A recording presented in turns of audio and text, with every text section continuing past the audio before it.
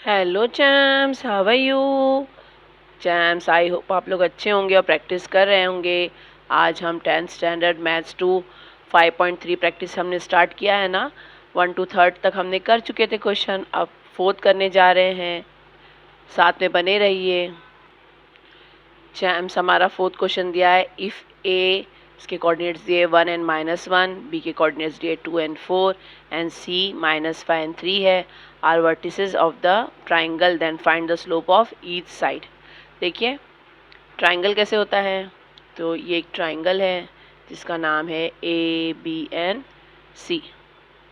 तो आपको ये वर्टिसेस ए बी, फिर ए सी और ये बी सी, इनके वर्टिसेस के स्लोप फाइंड आउट करने हैं चैम्स। ठीक है, फॉर्मूला तो वही रहेगा, सिर्फ आपको यहाँ पे ये दे दिया है कि अब ये ट्राइंगल के वर्टिसेस हैं।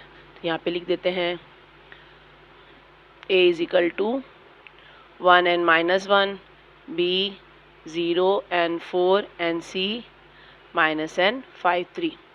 सॉल्यूशन है ये। अब देखिए slope of side A B. ठीक है, अब साइड लिखना पड़ेगा ना क्योंकि साइड है ये। तो लिखते हैं slope of side A B. Formula वही रहेगा चैम्स, क्या है तो y2 minus y1 divided by x2 minus x1। अब a और b को लेके करना है, c को छोड़ देना है। तो ये x1 y1 या x2 y2 वैल्यू रख देते हैं। y2 की वैल्यू है 4 माइनस y1 है -1 डिवाइडेड बाय x2 है 0 माइनस x1 है 1। सॉल्व कर लेते हैं। 4 माइनस माइनस प्लस हो जाता है 1, 0 माइनस 1 -1 आ जाएगा।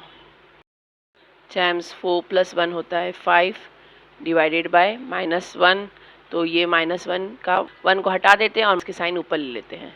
ये हो गया 4 + 1 डिवाइडेड बाय -1 था, तो ये माइनस की साइन हटा के हमने यहाँ पे माइनस लगा दिया। तो slope of side A B क्या आ गया, slope of side A B is equal to -5 आ गया। ऐसे ही अब हम यहाँ पे साइड बी सी ले लेते हैं। तो बी सी के लिए ले लेते हैं बी और सी को। तो ये x1 y1, ये x2 y2। चैम्स यहाँ पे फॉर्मूला लिखी, slope of side B C is equal to y2 minus y1 divided by x2 minus x1। और देखिए इसको हम ले लेते हैं, ये y2 है 3 -4 और x है -5 -0। चैम्स वैल्यू पुट ऑन कर लिए। अब सॉल्व कर लेते हैं। -4 + 3 क्या होता है तो -1 हो जाता है। -5 -0 क्या होता है चैम्स तो -5 हो जाता है। देखिए -5 है और ये 0 है, माइनस माइनस क्या हो जाता है प्लस होता है। तो 5 में 0 प्लस करेंगे तो 5 ही आ जाएगा, बड़े नंबर का साइन यानी माइनस आ गया। ये माइनस माइनस कैंसिल हो गया। तो slope of side B C क्या आ गया आपके पास, slope of side B C is equal to 1/5। अब साइड ए सी ले लेते हैं। तो ए और सी को लेना है, ये x1 y1, ये x2 y2।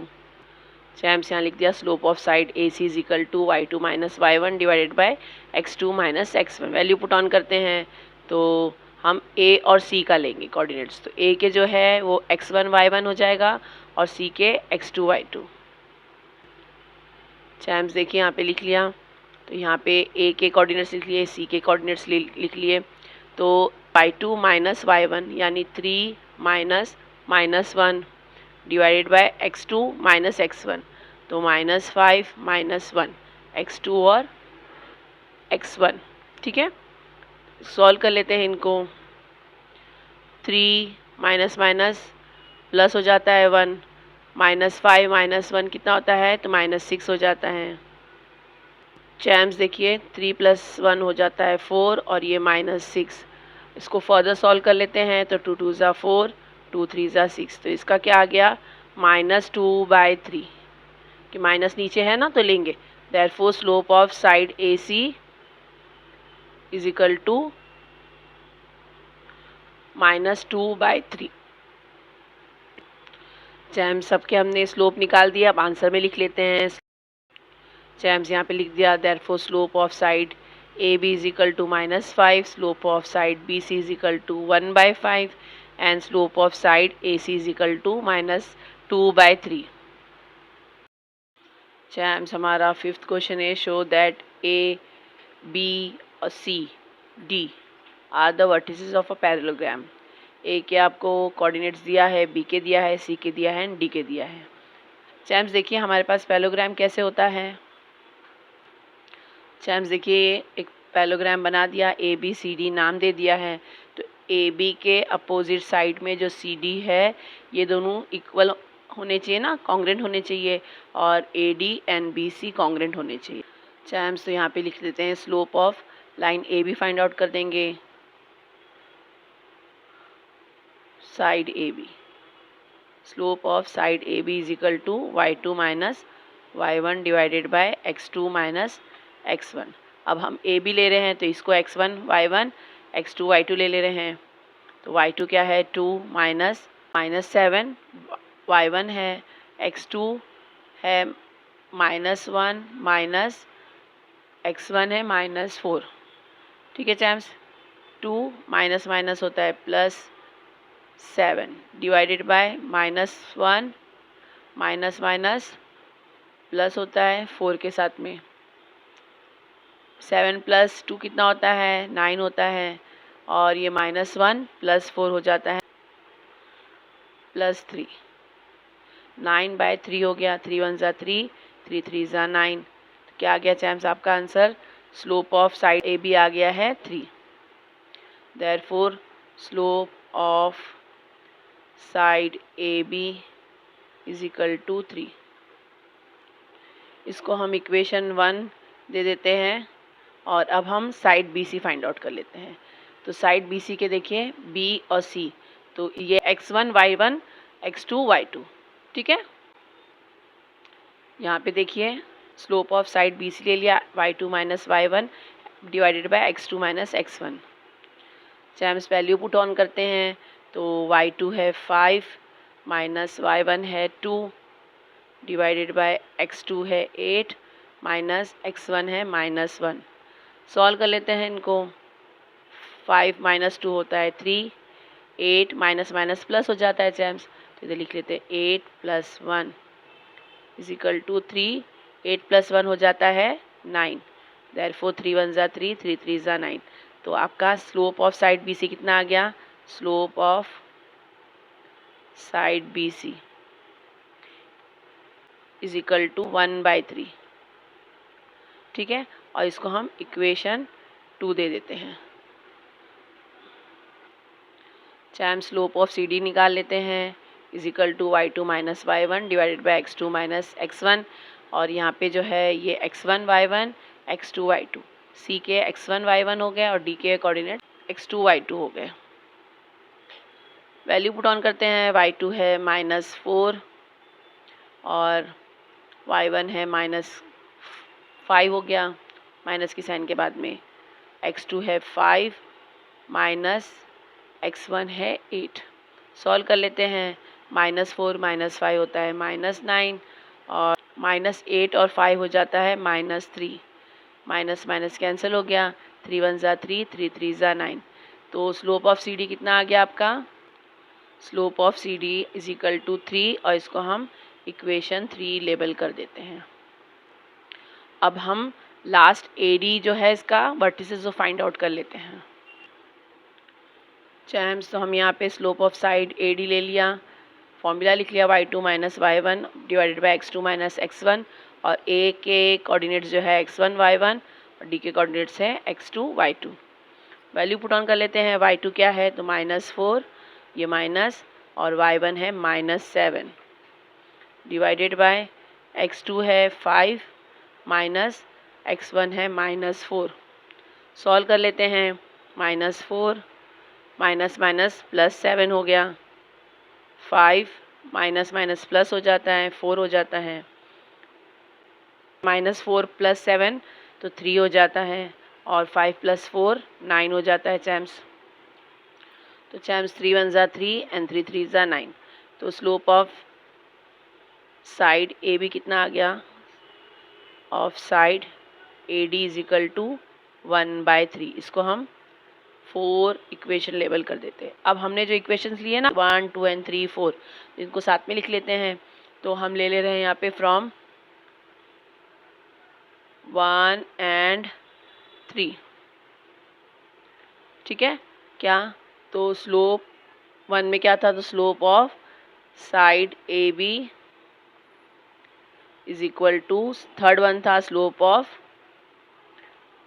Side C D, ठीक है, ये इक्वल था। देयरफॉर लाइन, इधर लिख लेते हैं इक्वल के बाद में क्या था दोनों का भी, तो 3 था, ठीक है, ये 3 था। Slope of side A B is equal to slope of side C D is equal to 3 आया था हमारा। Therefore line A B is parallel to line C D, ठीक है। क्यों, क्योंकि हमने यहाँ पे देखा था, चैम्स देखिए यहाँ पे लिख दिया मैंने, if two lines have equal slope then they are parallel, हमने देखा था ना। अब ऐसे ही सेकेंड और फोर्थ का भी इक्वेशन रख के हम लिख लेंगे। चैम्स देखिए यहाँ पे लिख लिया, from 2 and 4 slope of side B C is equal to slope of side A D, कितना था दोनों का भी, तो 1/3 था।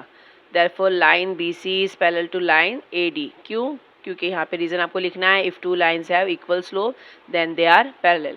इसका मतलब क्या हो गया, therefore quadrilateral ABCD is a parallelogram, parallelogram।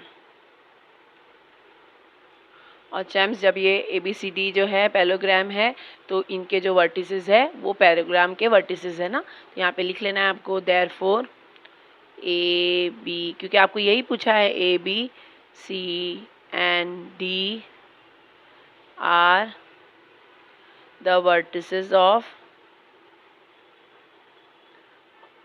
Parallelogram, ठीक है चैम्स, ये सॉल्व हो गया आपका।